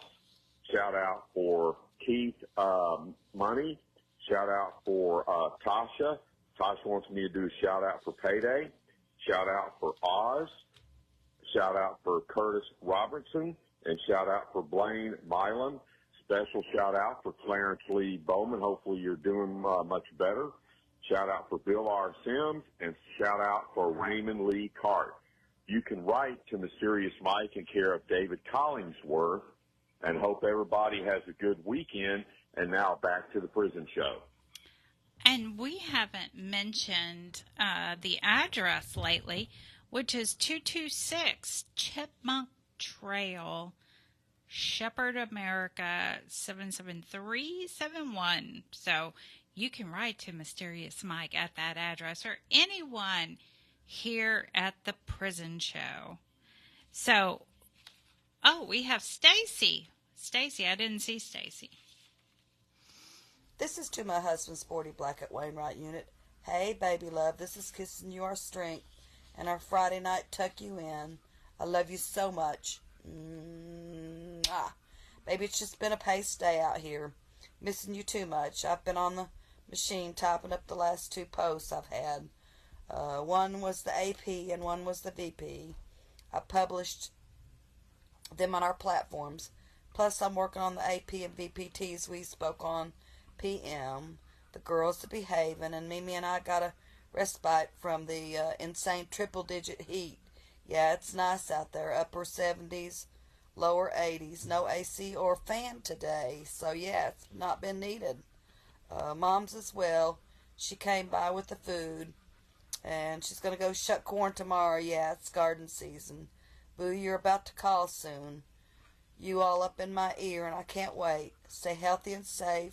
Remain focused and tough. Know you got me truly. and we're solid, sweetheart. I love you deeply. Mwah. Take care. I love you, baby. Mwah. All right. That's a lot of kisses. Yeah, that's a lot of kisses. So just some updates real quick. Warden Britt at the Estelle unit got promoted. He is now Region 3 Director. Yeah, Region 3 Director. Warden Britt. Well, Director Britt now. And the warden from the Ellis unit was transferred over to the Estelle unit. So Warden Anthony Newton is now warden over at the Estelle unit. And the warden from the Hamilton unit, Bruce Johnson, was transferred over to the Ellis unit. So they've been doing a lot of transfers. Region 1, of course, director is still Daniel Dickerson. And if you didn't know it, we were going round and round about some food issues at the holiday unit. And, you know, it's great. You know, I emailed and he came back with, you know, the typical response. And Brittany, my Brittany, she's awesome. She swooped in with some hard questions for him. So we appreciate that from Brittany. And Holiday Unit, we're on top of it, man. We're trying. Albert Holmes is still director of Region 2. Like I said, Michael Britt, Region 3 director. Region 4 is Angela Shavaya. Region 5 is Lee Townsend. And Region 6 is Jerry Sanchez. So wanted to give some updates for that. What exactly does the director do? They oversee, each of these regions have, I think, between 10 and 15 units that they oversee. And when people like me, Brittany, make complaints, they run over to the unit and see what's going on. But usually they call before they go.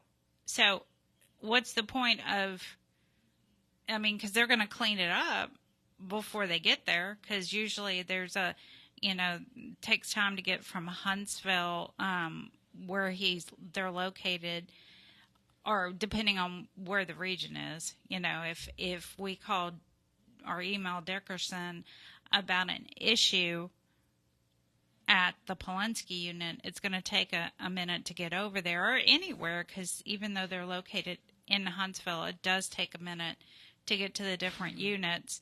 So, it does take time, so usually they call that unit prior to them getting there. And we're just asking for, hey, why don't you make some surprise visits? How about that?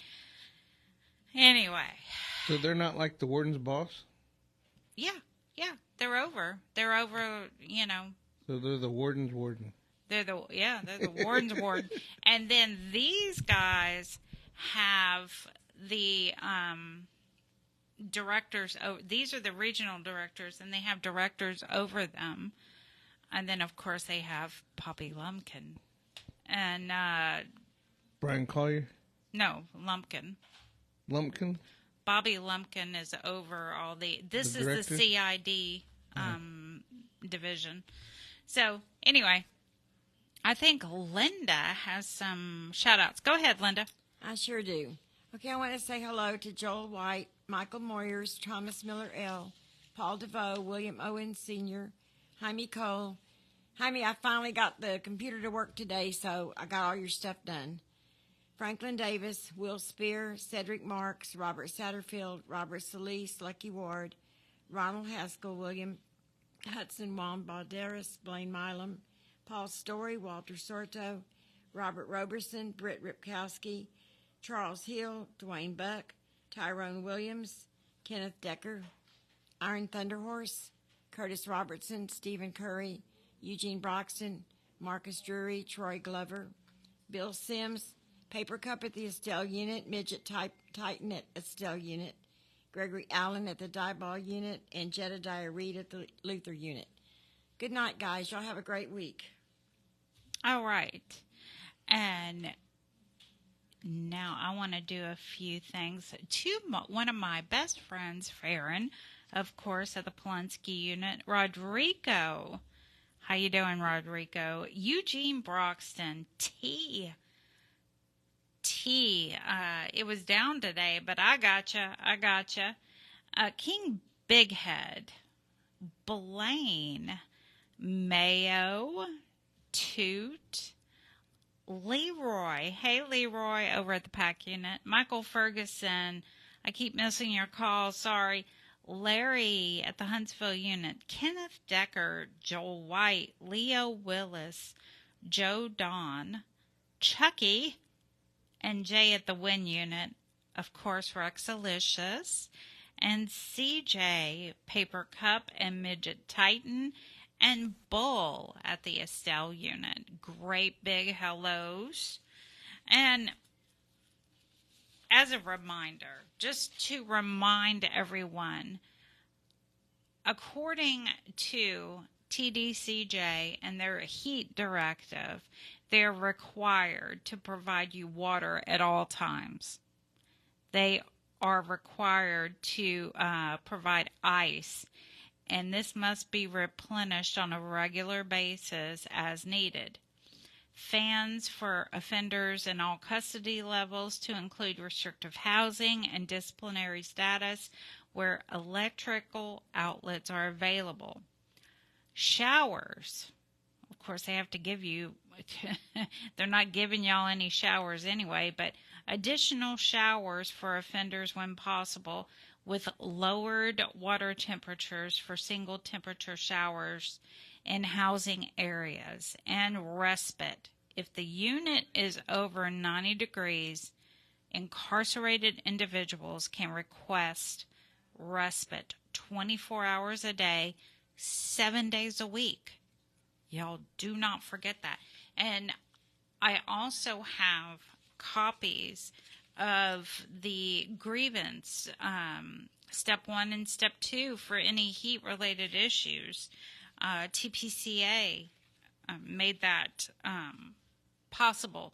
So I could definitely get that to you or anyone with TPCA if you know someone. Definitely make sure you ask for that. Now, again, we mentioned it earlier. We got a letter concerning the water. Like I said, I have donated to get water inside. I know Tifa has gotten donated a bunch of water to get inside. I know a few years ago, like I said, around the Ramsey unit, they needed water and pops, fruit pops. So we were just informed by this letter that y'all aren't getting it. So if you aren't getting it, let us know. Or if you are getting it, let us know that too, because that makes, we know that it's actually working in there. And one of my friends at the Estelle unit was telling me about an issue that he had at the Telford unit where an officer beat him while he was handcuffed. And he didn't have anyone on the outside to assist him filing a lawsuit. He did it on his own, and he actually won the lawsuit, if y'all can believe that. And the officer, she was a sergeant at the Telford unit, lost her job. So, sometimes it works, and he actually won his lawsuit too, and he got a little compensation, but of course nothing compares to having, what she did to him was horrendous, because he did suffer injuries because of what she did. Right. Yeah, and I'm sure it happens at more units than we know about. Right, David? I'm sure it does. What do you want me to say? I don't know. Did you see something? Did you work with me here, Dave? I'm texting folks trying to get some callers, and Gloria wanted to read something, but yet she's MIA too. I guess the Astros are just really doing good. Yeah, she doesn't really. She's an Astros fan. I get it. Oh, she's a hardcore Astros fan. Yeah. Oh, the FCC voted. That's what I was going to read. Rate caps on calls from incarcerated people will be lowered based on a rule the FCC voted to pass during a Thursday meeting. Now, of course, this will probably affect the jails more so, but the new rules would lower the cost of a 15-minute phone call to 90 cents from as much as $11.35 at a large jail and $1.35 from $12.10 at a small jail. The phone's ringing, David. Cool. He has this factor. So, and those rules will also apply to pricing structures for video calls, too. So, both of the calls should be lowered soon. I'm not sure how that will affect Securus. You know, we're just hoping that Securus stays on, keeps our phone calls going. Okay. You think they're going to cut them off? Well, Securus rarely works. I mean, you know. That's why they're $1 billion in debt. Probably. I'm like, yeah. Okay, go ahead, Gloria.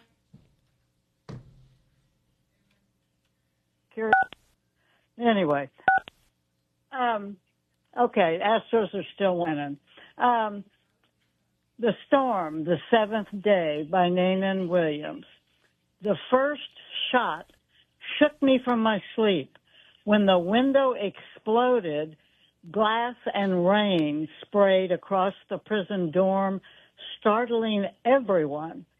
The second explosion made everyone scramble with nowhere to run as 70-mile-per-hour winds increased, and I was trying to tie my sheet across the window.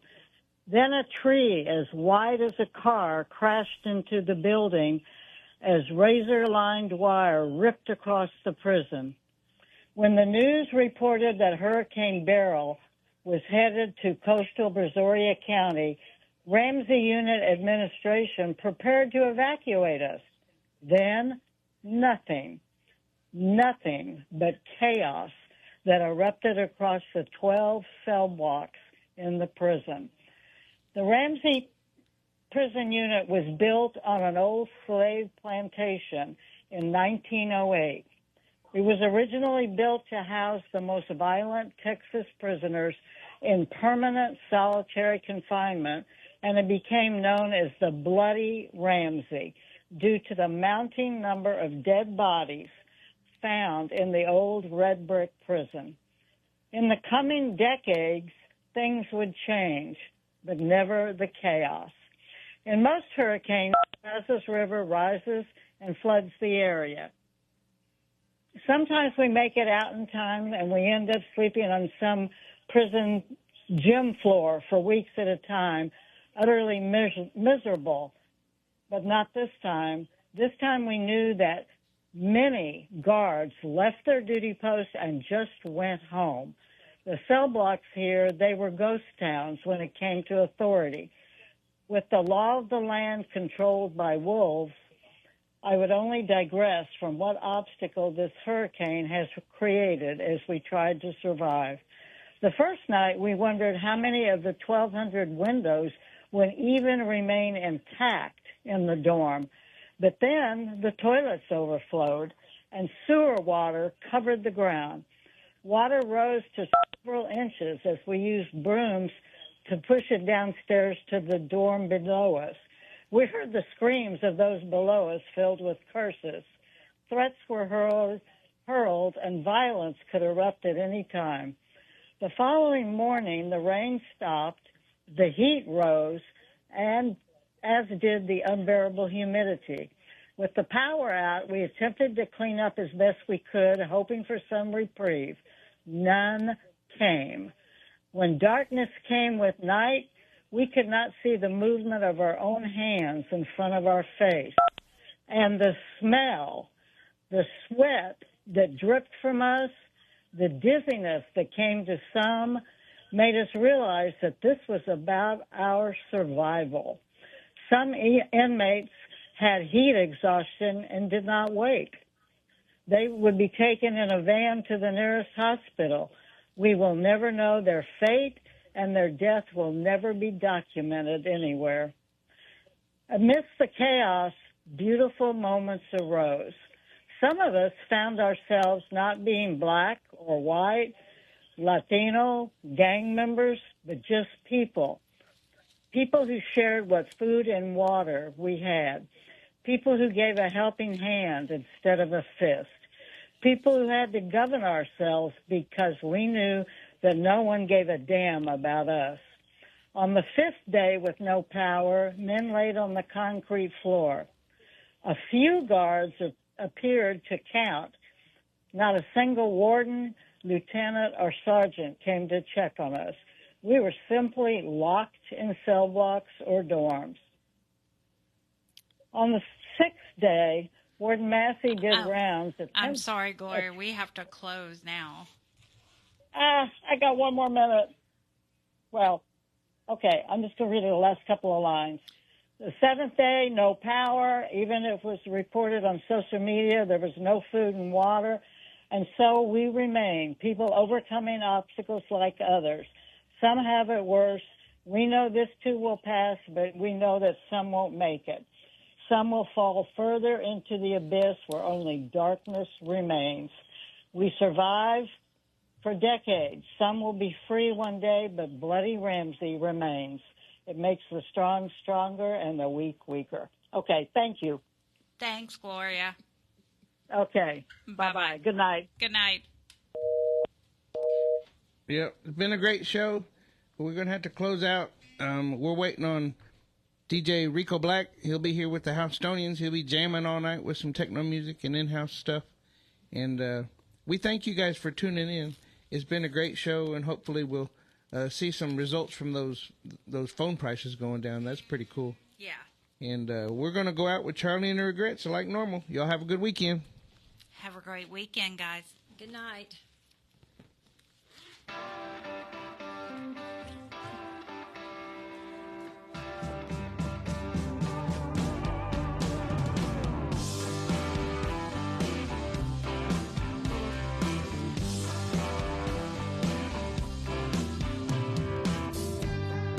Daddy, I'm coming to see you at visiting hours next week. Mama ain't been doing too well, I'll tell you more when we speak. And Billy's loving high school. He's out there blocking for JV. I'm sure he's gonna come around by the time you give a least. It's Friday night, the inmates go quiet. Listen for a voice they know. It's prison radio. It's